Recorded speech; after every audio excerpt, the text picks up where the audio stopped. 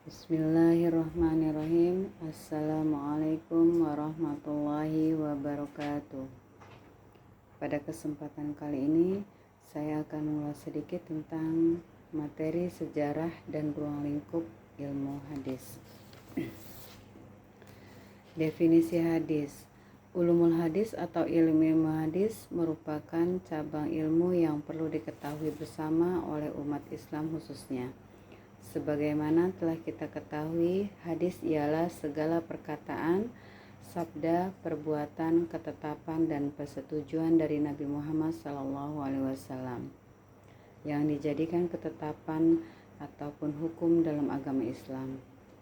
Hadis dijadikan sumber dalam hukum dalam agama Islam selain Al-Quran.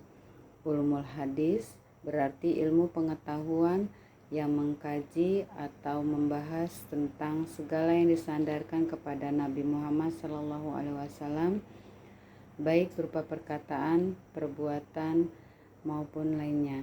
Maka segala ilmu yang membicarakan masalah hadis pada berbagai aspeknya berarti termasuk ilmu hadis, yang di dalamnya terdapat cabang-cabang ilmu hadis.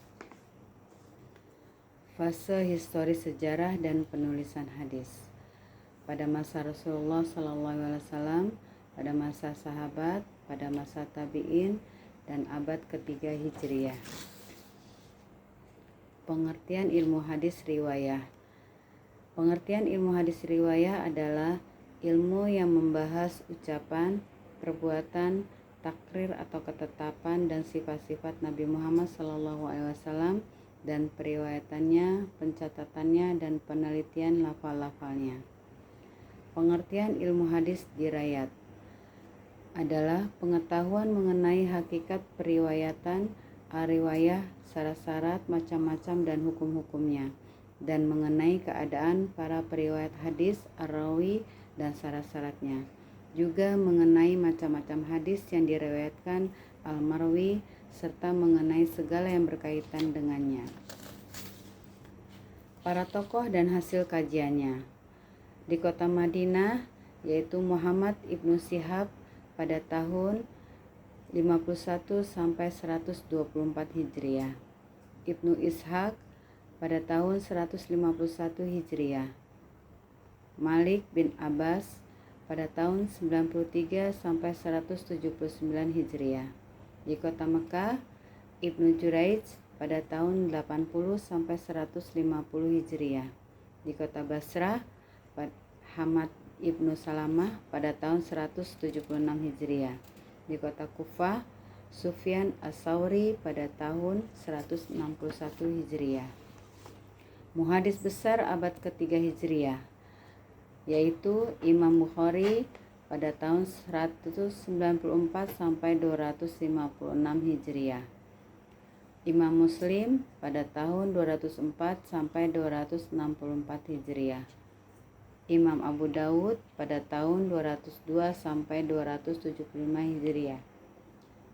Imam Tirmizi pada tahun 209 sampai 279 Hijriah. Imam Nasa'i pada tahun 215 sampai 303 Hijriah, dan Imam Ibnu Majah pada tahun 209 sampai 273 Hijriah. Karya tulis kitab-kitab hadis. Ada Muwatta karya Imam Malik, Musannaf karya Abdul Ar-Razzaq, Musnad karya Ahmad, dan Kutub Al-Sittah. Sejarah hadis prakodifikasi. Hadis pada masa Nabi Muhammad SAW, periode ini disebut Asr al-Wahyi wa at-Taqwin. Perkembangan hadis pada masa Khulafa ar-Rasyidin, periode ini disebut Asr as-Sabut wa al-Iqlal min ar-Riwayah. Perkembangan hadis pada masa Khulafa ar-Rasyidin, periode ini disebut as-Sabut wa al-Iqlal min al-Riwayah. Perkembangan pada masa sahabat kecil dan tabi'in, periode ini disebut Ashr intisar al-Riwayah ila al-Amsar. 4 unsur dalam periwayatan hadis ada sanad, matan, rawi, mukharij. Sanad, tempat bersandar, urutan para perawi hadis yang kemudian berlanjut kepada matan. Matan, tanah yang keras dan naik ke atas, perkataan terakhir dari sanad. Rawi, orang yang menyampaikan atau menuliskan dalam satu kitab apa yang didengar atau diterimanya dari seseorang. Mukharij, orang yang menukilkan hadis dari suatu kitab atau musnad ke kitab lain. Hadis adalah segala sesuatu yang disandarkan kepada Nabi, baik berupa perkataan, perbuatan, pengakuan atau takrir atau sifat akhlak dan fisik. Sedangkan as-sunnah adalah segala yang dinukilkan dari Nabi Muhammad SAW, baik perkataan, perbuatan maupun takrir, pengajaran, sifat, perilaku, perjalanan hidup Nabi Muhammad SAW sebelum diangkat menjadi Rasul maupun sesudahnya. Sedangkan khabar adalah hadis itu berasal dari Nabi Muhammad SAW, sedangkan khabar adalah selain dari beliau. Asar, yaitu sesuatu yang disandarkan kepada para sahabat dan tabi'in baik berupa perkataan maupun perbuatan.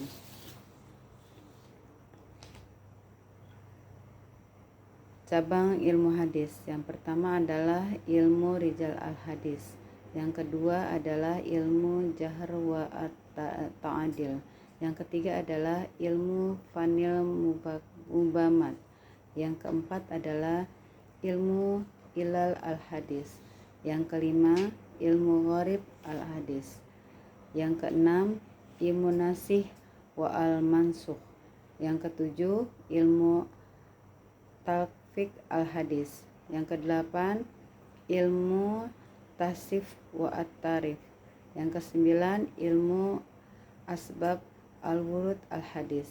Dan yang ke-10 adalah ilmu musalah ahli hadis. Demikian dari saya, kurang lebihnya mohon maaf. Assalamualaikum warahmatullahi wabarakatuh.